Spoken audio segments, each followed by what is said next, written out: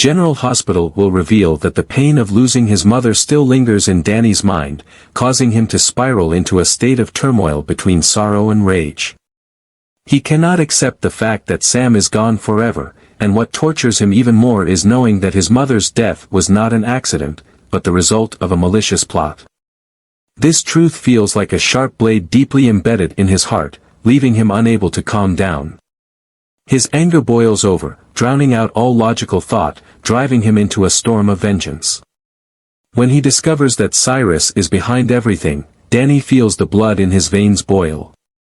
He cannot fathom how someone like him could still roam free, continuing to inflict pain without anyone being able to touch him. The more he thinks about it, the more helpless he feels. The justice he once believed in now seems like an abstract concept, incapable of delivering the fairness his mother deserved. His faith in the law gradually fades, leaving behind only one resolve: to seek revenge on his own. Not wanting anyone to intervene or stop him, Danny keeps all his thoughts to himself, not telling Jason or seeking help from anyone. He believes that if he lets Jason know, his father will surely find a way to stop him, or worse, Jason might take matters into his own hands instead of letting him do it. But this is his matter, his pain, his loss to bear. No one but him has the right to seek justice for his mother. With that thought, Danny begins to make plans, determined to face Cyrus on his own, no matter what the cost. Danny swallows his pain and channels all his rage into one goal: Cyrus. With the determination to exact revenge on his own, he spends hours researching Cyrus's activities. He watches the news, listens to the gossip in the city, looking for any small clue about where Cyrus might appear. But gathering information from afar is not enough. To have the chance to approach and strike, he needs to follow the person who killed his mother directly. No one knows about his plan, and Danny gives no signs of his intentions. He hides the change in his mood, pretending to still be struggling with the pain of losing his mother, while in reality, every minute and second is spent thinking about how to approach Cyrus without being detected. He begins to show up in areas where Cyrus might frequent, patiently observing from a distance, memorizing every habit, every path Cyrus takes. With his caution, Danny believes he can follow Cyrus without being noticed, that with persistence, he will find a weakness to act on. However, Danny has underestimated his enemy. Cyrus is not someone easily outsmarted. He is not only the head of a dangerous crime syndicate but also a cunning fox, always on guard against anyone who might try to approach him. Before long, he realizes someone is watching him from a distance. It doesn't take him long to figure out who it is. A young boy, still too young, with a look of fury in his eyes, showing up in places where he shouldn't be. With his experience and instincts, Cyrus immediately knows that Danny is not just a curious, harmless kid. He quietly sends his subordinates to investigate and gather information on Danny before making any decisions. When he finds out that this teenager is none other than Jason's son, he smiles coldly. This is not just a rebellious kid seeking justice for his mother, this is an opportunity to deal a powerful blow to Jason, whom he has seen as a threat for a long time. He orders his men to follow Danny, ensuring that he doesn't realize he's been discovered. Cyrus wants Danny to believe he is still in control, so he will continue to walk into the trap he has set. And then the right moment arrives.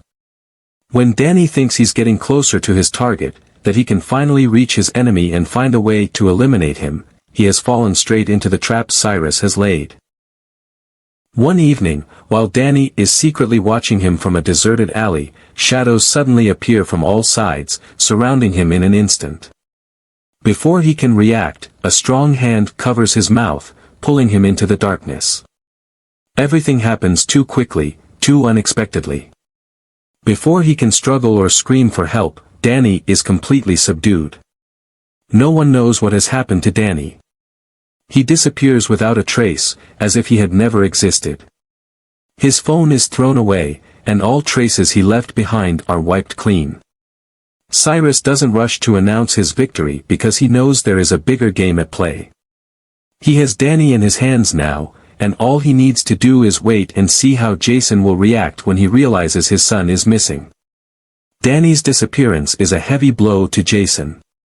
When he realizes his son isn't home, he initially thinks that maybe Danny just went out to find some space to cope with the pain of losing his mother. But as time passes with no word from Danny, Jason's intuition tells him something is wrong. Danny is not the type of person to disappear without leaving a message, and that realization puts Jason on edge. He immediately starts searching everywhere, looking for any clue about where his son might have gone. Jason contacts Danny's friends, goes to places where Danny usually hangs out, but no one has seen him since the night before. Things become even more suspicious when Danny's phone is unreachable. He checks places where his son might have gone to unwind, but every search comes up empty. The anxiety slowly turns into panic as he can't find even the smallest trace of Danny. When Dante accidentally hears that Jason is searching for Danny, he immediately realizes the gravity of the situation. As an old friend and a police officer, Dante immediately gets involved, trying to help Jason figure out what is going on. When Jason explains what he knows, Dante suddenly remembers an important detail. Earlier, he had heard Rocco mention that Danny knew Sam's death was not an accident but a deliberate murder. That was a piece of information that left Jason frozen. In an instant, all the pieces in Jason's mind clicked together. Danny's disappearance was not random. He had known the painful truth, and more importantly, he knew that Cyrus was the one behind it all. Jason felt his heart tighten. He knew his son, Danny, was strong, stubborn, and had his blood running through his veins. Once driven by hatred, he would not sit still.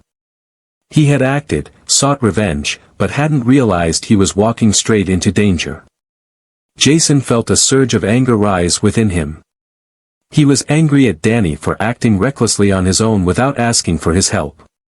The boy had put himself in a no-win situation, and his adversary was a ruthless criminal like Cyrus. But that anger was fleeting, replaced by a deeper fear. Danny had not just disappeared, he could have fallen into Cyrus's hands. That thought nearly drove Jason mad. He couldn't imagine the possibility of his son being held by Cyrus, possibly threatened, tortured, or even used as a pawn against him. That could not happen. Jason knew Cyrus, knew how cruel and cunning he could be. If Danny was truly in his hands, his time was running out. Jason couldn't waste another second. He had to find Danny, before it was too late. While Jason frantically searches for his son, following every tiny clue with a growing sense of anxiety, Cyrus is savoring his victory with complete composure. He had been waiting for this moment for a long time, the opportunity to strike a decisive blow against Jason, whom he had always seen as his biggest threat to his power. But this time, Cyrus doesn't need to act himself, because Jason's son has handed himself into his hands, like an innocent lamb unaware that it is walking into the wolf's den. From the moment Danny is captured, Cyrus has meticulously planned everything. He doesn't imprison him in an easily discoverable location or take him to any hideout that Jason has previously raided. Instead, he arranges a completely different place, a secret location with no ties to his previous operations, a place where even the police wouldn't easily trace. Danny is tightly bound to a wooden chair in a dark room, with only a dim light hanging above his head, casting a faint glow on his tense face. Even though he's captive, Danny's eyes burn with defiance. He's not afraid, but he's not foolish enough not to realize he's in danger. Cyrus walks into the room slowly, like a predator savoring the spoils of his hunt. He gazes at the young man before him and smiles a half-smirk full of mockery.